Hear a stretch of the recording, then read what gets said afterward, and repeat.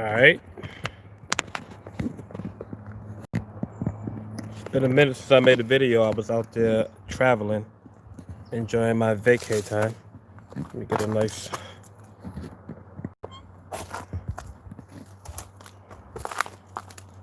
Too much sun right here. All right. Cool. What's up, everybody? Why am I doing this? Let me actually change this up a little bit. You know what?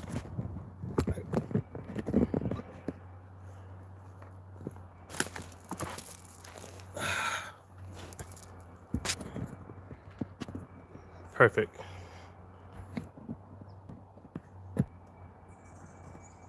All right, cool. So, I wanted to talk about everything that's going on right now. To be honest with you guys, I've been holding back. And I'm not even sure why I've been holding back. It's been a mixture of things. It's been a mixture of that it's not the right time to uh, speak about certain information. I guess some of it has been kind of fear. But I won't really say fear because I'm not even afraid of getting ridiculed. I've been different my whole entire life, so I'm accepting it, and I think it's power in that. But I don't know. But anyway, that's besides the point. So I wanted to talk to everybody about things that are going on right now. So let's start with vaccines first. I got a little ladybug right by me. Uh, so let's start with vaccines. So vaccines, right? Everybody, I looked at the statistics, and 40% of Americans don't want to take the vaccine, and then the other 40% said they do want to take them. So I put out a video about vaccines. We know that, you know, Ticketmaster, they want to eventually implement a system to where you got to show your vaccination or records that you took your vaccination on your cell phone, or you got to have documentation proving that if that you're COVID negative, or otherwise you won't be able to attend their concerts and their gatherings. So that's one thing about vaccines. Well, what's interesting is now airports are starting to do it, and I know Australia is starting to do it. Actually, they are doing it. And I was going to take a plane to Hawaii. I wasn't going to take one, but I was thinking about it. I got a couple friends down there, and I went to look at the plane, and they actually require documentation now as well too, which I found quite interesting. So I know it's going to be going in this direction.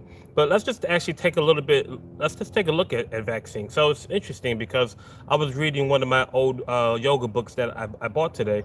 I don't have it with me right now, but I just happened to look at it, and they were talking about the immune system. And it had a very small chapter. I won't even say a chapter, I say about a paragraph or two paragraphs, and they were talking about viruses. And I bought this book back in 2014, so 6, 7 years ago. And they were talking about viruses, and they talked about how there was two types of ways that the body could get rid of a virus. And I don't remember all of the terminology, but I do remember it was two types of ways. And pretty much there were these cells that we had inside of our bodies, and what they do is they actually attack the virus. And once they attack it, they actually remember how they attacked it, just in case if that virus ever comes through again. So, you know, I'm sure those who are watching this video, they've been doing a lot of research on viruses and things like that, and they know that and they know that we always had viruses. It's not anything new. So all of a sudden we have this coronavirus, and the whole narrative has been changed around that it's the most devastating thing ever, and this many people are dying, so on and so forth. That people are extremely afraid. You know, what is it called? What do they call it when you present a problem, reaction, and then solution? So this is the problem, the reaction, and the solution, right? The problem was coronavirus. The reaction, obviously, was fear, as we can see, and then the solution was the vaccine. So we have to think about it. The problems are normally fake, and I'm not a conspiracy theorist or anything like that. And I don't even like that term. I really hate that term. But if you look at a lot of the things that people say are conspiracy theorists, there's a lot of truth in them, and a lot of them are actually straight out truth. I got a video coming out. I'm going to put it out tomorrow, hopefully. It's about 2020, and it's about the Great Awakening. It's about 2.5 hours long. It took me a long time to make it, but I had to hurry up and get it out because December 21st, 2020 is fast approaching. Anyway, going back to conspiracy theorists viruses, what the heck? Why do we need a needle, right, inside of our arm, right, in order to get rid of a virus when your body can already make it up? How do people get so dumb? And I actually want to use the word stupid, and that's not to criticize anybody, but it's to use the proper definition. The definition of stupid is to go against common sense. So how do we go against our common sense? How do we become so stupid? And the way we became like that was by fear. We allow fear to actually boot out common sense, and it's unfortunate. It's unfortunate because I was listening to a radio station. It's this. I don't hardly listen to the radio, but yesterday my phone died. I got back from the airport, so I just happened to listen to this one station, and it's called the Black Radio Station or something like that. I don't know. It's supposed to have like black media, and it was this guy on it. He was talking, and he said our community has been affected the most, and we need to make sure that we get the vaccine first. It's important that we get it first. The dude was literally fighting for black people to get the virus before anybody else because they're saying that the most impact has been in the black neighborhood. And I don't really like the word black. I don't really like the word African American. I don't, because if you think about it, and I'm just going to get off topic for a little bit. All of those things have that's not who we are as people. We've been everywhere. First and foremost, we've been in France, we've been here in the U.S., we've been in Africa. People automatically associate black people with Africa, but we are literally all over this planet, and we've always been all over this planet. And the name black is not who we are. The name African American, which was given, I think, in the 70s or could have been 80s by Jesse James, who was Martin Luther King. I won't say friend, but he rode with Martin Luther King and he ran for president. He's the one that actually used the name, that brought the name into existence, African American. And before that, it was color. Now people starting to go back to color again. Then it was Negro. Then it was nigger, or I don't even know. It just kept, you know what I'm saying? So I don't really like to use that. And I noticed that when a lot of people use certain things like that, they kind of hesitate before they say it because I think they're thinking about what they're gonna say before they say it. But anyway, just to make it a little bit easier. So he was talking about black people. They need to get the vaccine first. Let's just check this out. So we said stupid, right? It's to go against common sense. Why? Like I said this already, but I'm gonna say it again. Why would you get a needle in your arm, right, for this vaccine? I mean, for this coronavirus, for this, it's a virus. First of all, a virus. Think about that. Putting a needle inside of your body. Second of all, we don't even know where where the virus is, the vaccine. We don't even know what is inside of it. Okay, there's several different vaccines. They've been right. They've been in existence for a long, long time, and we have no idea what's in it. Normally, we know it takes 8 to 9 years to have a vaccine, to do a lot of testing on it, to see exactly what are the side effects of it, and it takes a long time to determine the side effects. I got friends who have been damaged from vaccines, and they're totally against them. And I never had a vaccine. The closest thing I had, I think, was a tuberculosis shot. That's it. Don't need them. My body's perfectly fine, perfectly healthy. But going back to the vaccine, why would we put that inside of us? Second of all, right, it takes a long time. Third of all, it's like, do you actually trust the people? Do you trust the people? Right now in 2020, the road is safe. We want to keep everybody safe. We want to keep everybody safe. How did they just care about us all of a sudden? How did people, how did these politicians and everybody else just care about us all of a sudden? People have been dying out here. People have been going through turmoil. What about in Detroit, Flint, right? With the water system and the lead in the water system. What about all the brutality that happens in black communities? What about in jail? All these people that got locked up because of crimes they didn't do or just been harassed. I mean, just I can go on and on and on and on. Why all of a sudden do they care about us so much? Think about that. Really ask yourself that. Why do they care about us so much? It doesn't make sense. It really doesn't make a lot of sense. So, right, it takes a long time for the vaccine to determine if it's safe or not safe. Minimum 8 to 9 years. Then all of a sudden, they're talking about they care about us and stuff. And they want to inject something inside of you. Now, I've been doing a lot of research on this, and there's some people who are talking about that once you take this, it's going to mutate your DNA. Um, That's possible, perhaps. I'm not sure. I'm not a scientist, and I didn't really look too deep into that. But that's what I heard. And I don't like to speak about things unless if I really, really have solid evidence, or if my intuition is telling me. So as far as for the DNA thing, I'm not sure about that, but it does sound good. And it does sound like that's something that would happen, but I'm not sure. But um, it doesn't make sense to me. Why they in such a rush to give it to you? Think about it.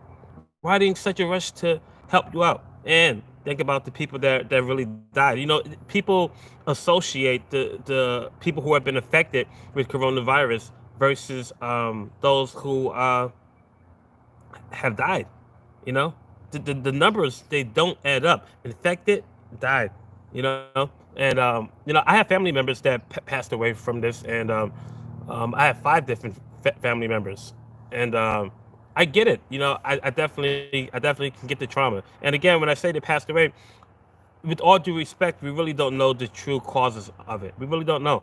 There's a Chinese proverb, and it says, "The pandemic will kill." And this is not anything to do with coronavirus. They're just talking in general. They said a pandemic kills 5,000 people, but the fear of the pandemic kills 5 million people.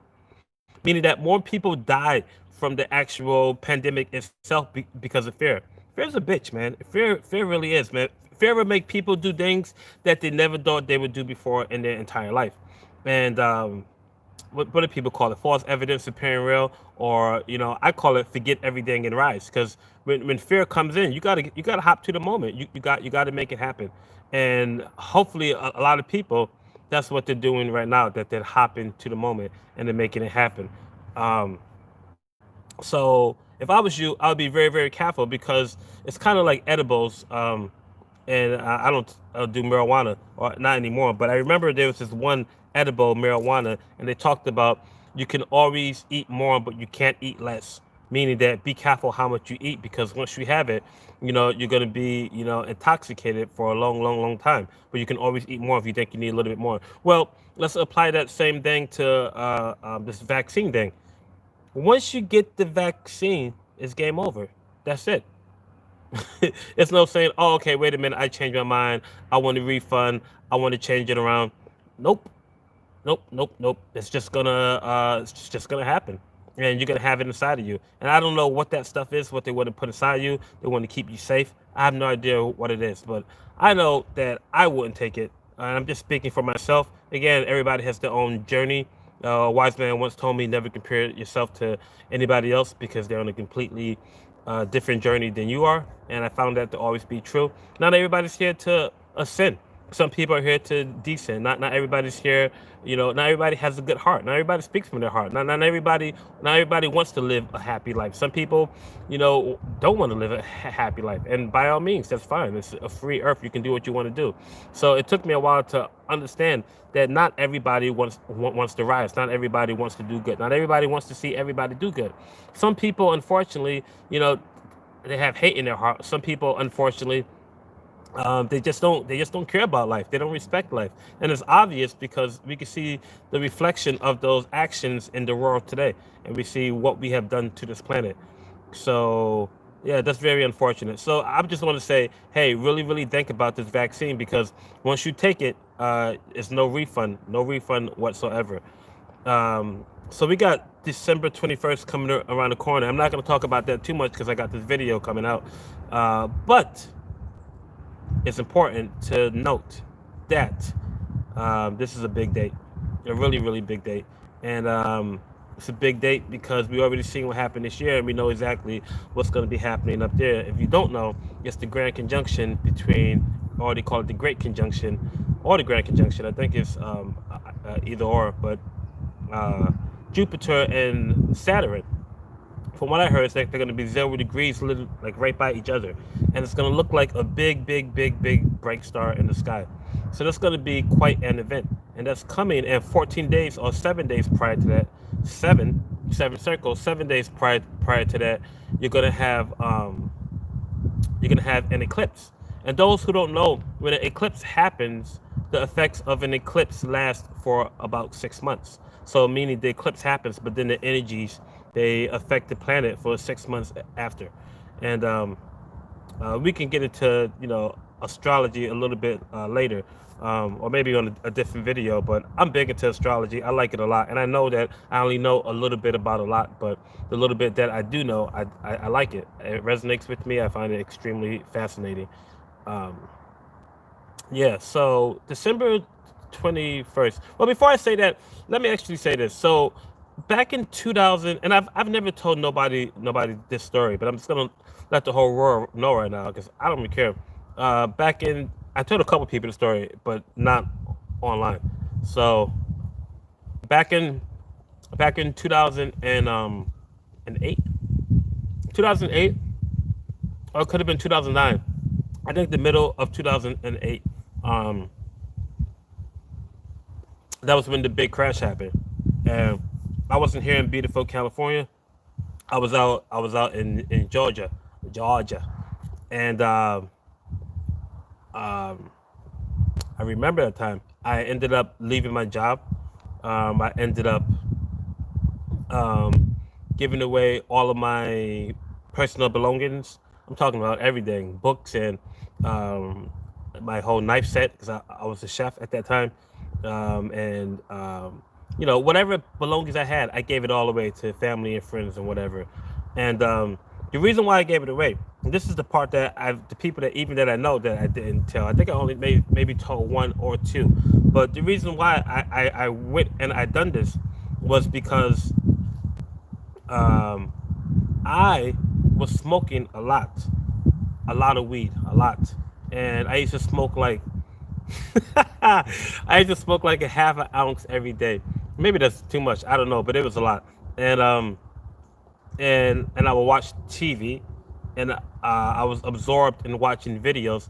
YouTube was just barely new, I think, just barely new, and um, what else was I doing? And my favorite thing was to order Papa John's pizza, and I was depressed, might I say, really depressed, and um, wow, just thinking back at that time, and it really all came to me because I went back to Atlanta, Georgia, a couple days ago, see family down there or whatever. But um, yeah, I was really depressed, and I remember I kept on saying, God, show me a sign, show me a sign, show me a sign. I need a sign, I need a sign, I need a sign. And keep in mind, I want to say this before I finish telling the story, that before YouTube actually came out, before all of this stuff, this Google and everything, me and my sister, we knew about December 21st, 2012 for the longest. I mean, we had books on it, we had DVDs and VHSs on it. Like we've known about this for a long, long, long, long, long time. We knew about the Great Awakening.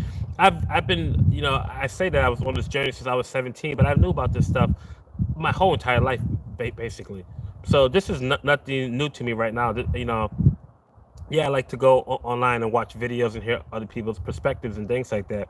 But I feel like that I was actually put on this planet. I came to this planet for a reason, and I think that I'm doing it right now by the work that I'm doing, such as with this YouTube channel. But I haven't been doing it um, to my fullest capacity. But with the YouTube channel, and then also with the work that I'm doing outside of the cyber world. So um, anyway, back to the story. So I kept asking for a sign, kept asking for a sign. Well, I remember days after that, I'm out on my porch and I'm on my deck.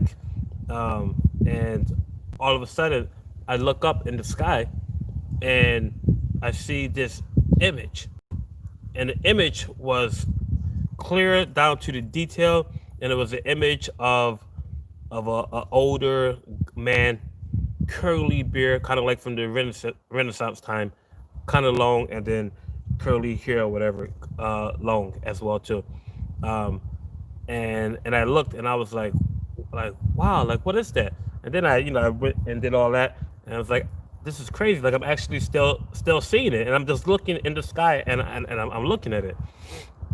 And then after that one slowly dissipated, another one popped up, another one, and then I'm like, I don't believe this, and I'm like, this is not true. Like I'm seeing things. Like God, show me a sign that this is real, And I can't believe I'm telling the story, but whatever. I'm like, show me a sign that this is real. And then after that, there was another image that popped up that replaced that one, and it was an image of my hand, and there was a frog on my hand. And what was proof of that image was that the day prior to that, I went in my backyard and I picked up. No, I didn't pick up. I went in my backyard and I hopped over a fence, and there was an alligator snapping turtle in there. There was a bunch of tall grasses and other things, some wildlife that lived back there. And there was a frog, and the frog was playing. It wasn't playing. It was in this puddle of like water, and the water seemed to have like some motor oil or something. I don't know, but it looked toxic. It looked like it had chemicals or whatever.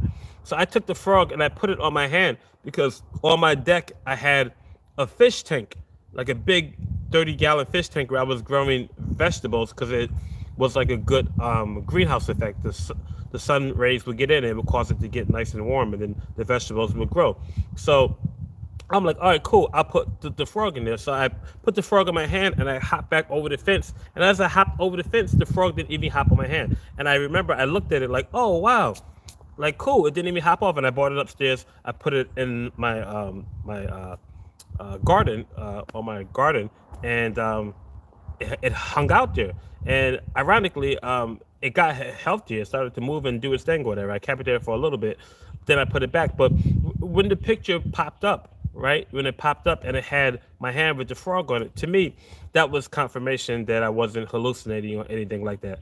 But anyway, so and then I seen more images, and all of the images were men, older men with different long facial hairs, like back from Renaissance time, looking like some Jesus character or some Leonardo da Vinci or um, what's the other guy's name? The guy, I forget his name, um, but what's the guy's name? The one that could like read the stars and he was a prophet. Oh, Nostradamus. So it was like Nostradamus time. Um, so what happened next, which was really interesting, was that I went in my room and I'm like, all right, cool. What should I do? So I went to like a meditative stand for a while, and I'm sitting there and I'm meditating. And at that time, I didn't meditate that much. It really wasn't my thing. But I go in my room, I'm sitting down, and I'm meditating, and um, a voice so loud and so distinct was like, you need to you need to leave. That was it. You need to leave. And I opened my eyes and I'm like, what does that mean? You know what I mean? And that was it. Well, I remember, I don't know, maybe a day or something later, I remember I ended up going to Walmart, and I just started buying stuff. And I bought like a compass. I bought a water bottle that had like a filter on it. Um, what else did I have? What else did I buy? I didn't buy a tent. I didn't buy a sleeping bag. I don't even think. No, I didn't buy a sleeping bag. And I might have bought some other little small knickknacks or something like that. Well, anyway, a week later maybe, or could have been 2 weeks. I remember I told my whole family that I was leaving. That I felt that I had a calling that I was leaving. And they said, "Oh, Jonathan's crazy. Jonathan's crazy. Whatever, man. Whatever. He's crazy." And for me, it was the most scariest thing that I ever did. And I remember crying, like, I have to go. And like, I'm shaking. And I remember talking to my dad about it, to my brother about it. But it was something inside of me that said, like, you need to do this. And I didn't even know where I was going to go. But yeah, my life wasn't going much of nowhere. I mean, I already had graduated school. At that time, I had a good job. I left it anyway. My relationship was going horrible, by the way. I don't even want to talk about that. Um, yeah, it just was a really interesting time. And it's funny because the time we're in right now, it kind of reminds me of it, not with the relationship and jobs and of that nature, but where the economy is. Because those who remember back in 2008, I remember there was no gas, there was long lines. I'm sure it was different in different places, but that was the experience down there. And a lot of people, needed money, so on and so forth. So um, I'm thinking like I didn't know where I was gonna go, and I remember one night. Well, the day before, and I didn't even know I was gonna go the next day, but the day before, again, I got a nice pizza, from Papa John's. That was my thing, and I don't even know if I smoked or not. But anyway, I remember the very next night, I um, I ended up. It was like 2 o'clock in the morning, and my instinct was like, "All right, it's time." And I got up, and had I got dressed, and I had my backpack, and I had a small tent, really, really small that I already had. And what else did I have? I had some blankets with me, like some regular blankets, and I just started walking. I started walking in the middle of the night and didn't know where I was gonna go. I had a flashlight too, and I just kept walking and walking and walking and walking and walking, and then I was at a place to where there were woods, and I looked around, and I just like entered inside of the woods, and this is where the story kind of gets interesting because I go inside of the woods, and the first thoughts that came inside of my head were Freddy Krueger, like Jason, like somebody's gonna stab you, like scary movies, you know. And I thought that something was gonna happen, um, like these horror stories, you know. But I didn't. What I did was, I did care because I was saying I didn't, but I did care. But what I did was, I said, "Oh, that's just my mind." And even though it was there inside of my mind, I just kept on going anyway. So what I did was I went, and I went into the woods, into the woods, into the woods, into the woods. And keep in mind, it's like 2 in the morning, 3 in the morning, uh, something like that. And then I found a spot that seemed somewhat comfortable, and I just ended up um, um, lying there and went to sleep.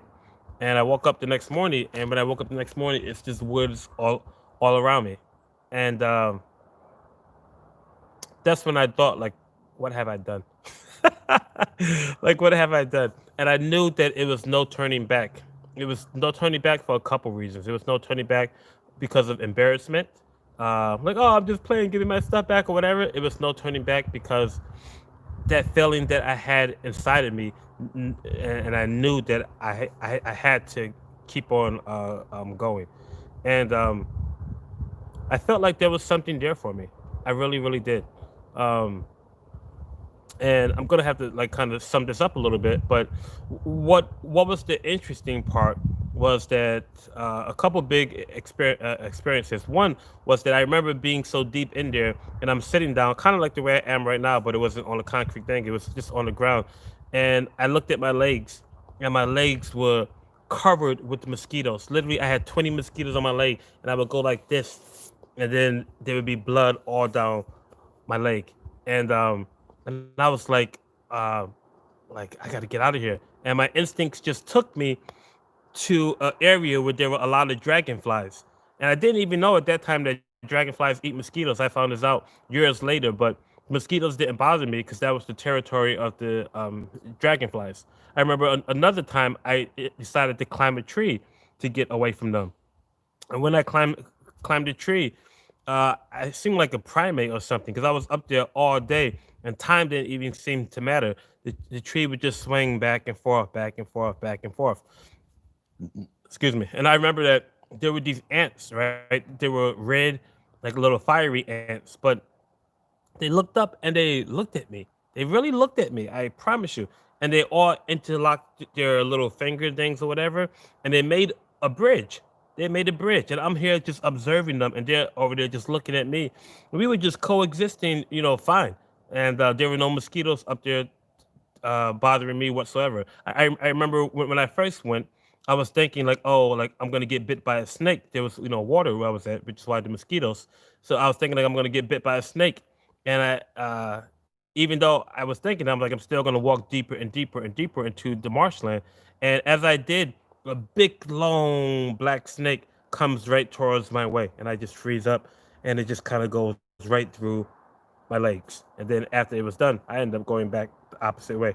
Like I'm not going that deep, but and then after, because I was in the woods, I lived there for 2 whole months. So after the woods, or just about when I left, I remember I was meditating, and then when I woke up, there were two snakes coiled up right beside me. So I found that really, really, really, really interesting. I didn't have much food. I bought a couple apples with me. I bought some almonds with me, and I got another ladybug on my leg. You want to say hi? There we go. Um, yeah, I bought a couple apples. I bought almonds, and I bought what else did I buy? I don't know. I bought something else, but anyway, that was my food. And when I went in there, I weighed 155, and when I came out, I weighed 135.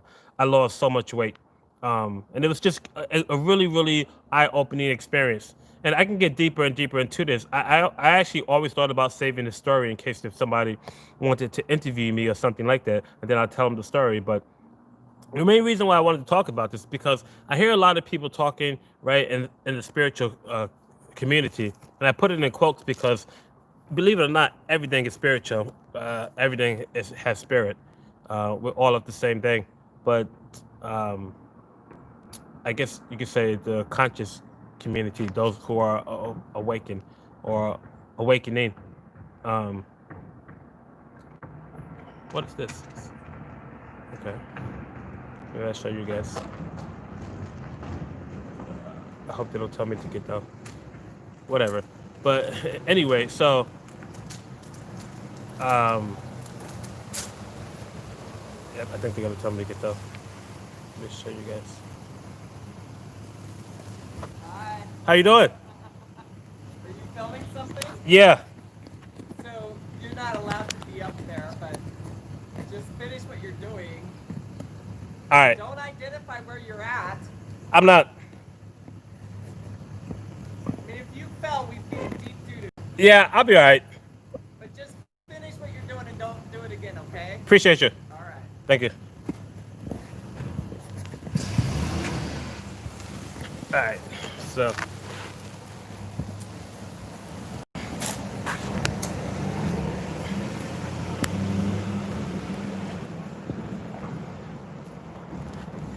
All right, she told me that I can go ahead and finish. So, um, anyway, where was I at? I was talking about the snakes, talking about, oh, yeah. So, the reason I wanted to film this, right? Because I hear a lot of people talking, and they talk about, um, they, they talk about the, how, building a community, or they talk about how, you know, being out in nature.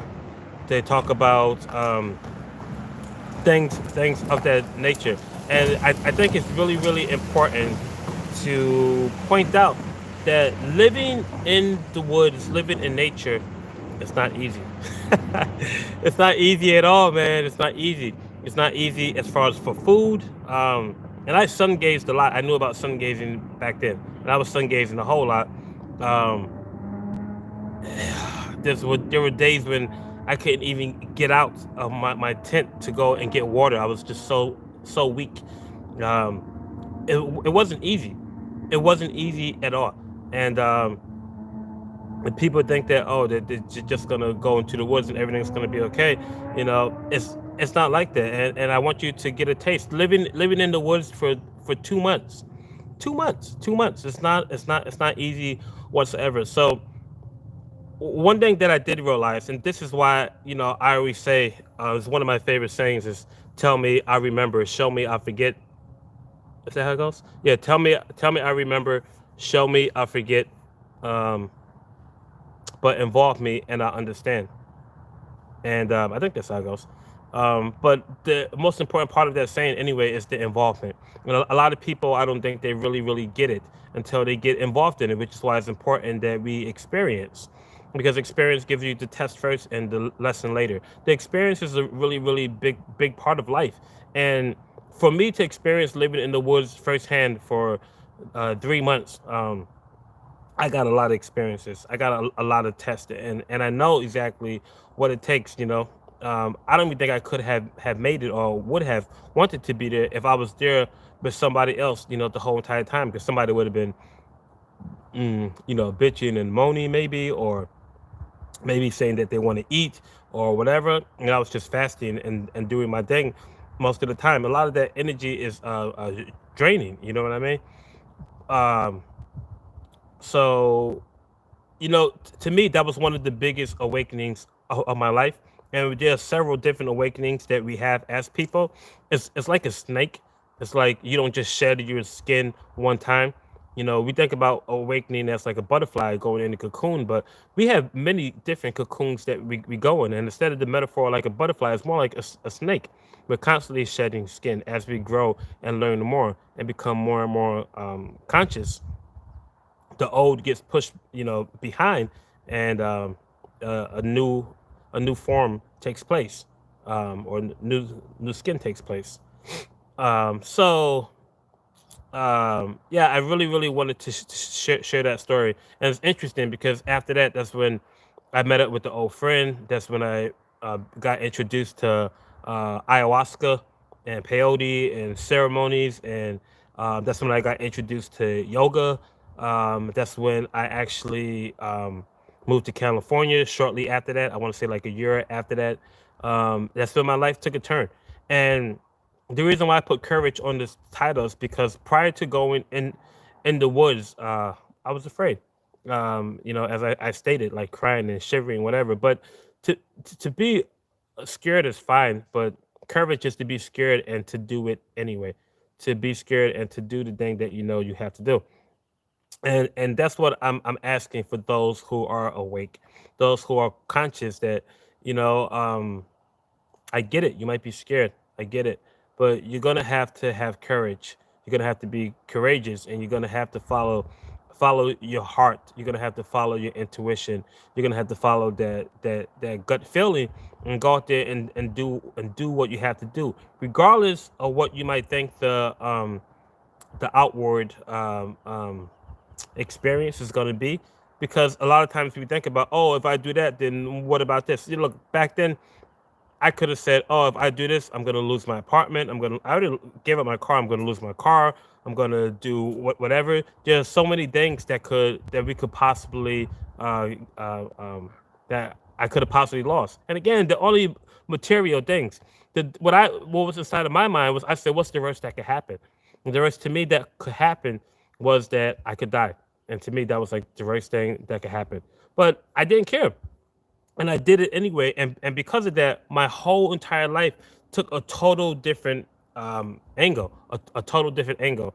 I go back to when I went back to Atlanta, some of the people that I knew doing the exact same thing over and over again. Not much has changed, but it's funny how one experience can literally change your whole entire life. So um, if you notice something you want to do, regardless of what it is, get out there and make it happen. Get out there and don't be afraid. Get out there and take a chance. Life is an avenger. It's a great experiment. So go out there and experiment. Um, that's what I would do. And if you want to experiment by taking the vaccine, then by all means. But some experience can some experiments can go wrong. Um, if you put water, not water, vinegar and baking soda, hey, it might make something. You know what I mean? Um, so you got to be careful. Nope. You got to be careful on what you're experienced with. You got to be very very careful. So Um, there are a couple more things that I want to talk about. Effort takes a lot of effort, a whole lot of effort. If you really want to accomplish something, I got so much more growing to do, just like everybody else, and I'm just doing my part. I'm not any different than nobody. I have a lot of courage, a whole lot of courage, man. I got courage, and I'm not afraid, because the worst that could happen is what? The worst that could happen is that's it. You leave this body, and then you know, you come back and you do it again if you want to. That's the way that I see it. But you know, I made a contract to be here and to make this happen, and that's what I'm going to do. Unfortunately, I got to get going right now. I wanted this to be longer, but tomorrow video comes out, December 21st, 2020, the Grand Awakening. Make sure you're ready. If you haven't done so already, make sure you subscribe, hit the like button, share this video if you found meaningful content in it. If not, then cool, that's fine. Give me a thumbs down. But really, it's just kind of therapeutic for me just to kind of talk like this, um, and get some things off of my chest, and just to, you know, do my part. So I hope you guys have a great day, great week, great life, and a great year. My name is Jonathan. Until next time. Peace. I always forget how to stop this. How do I stop it?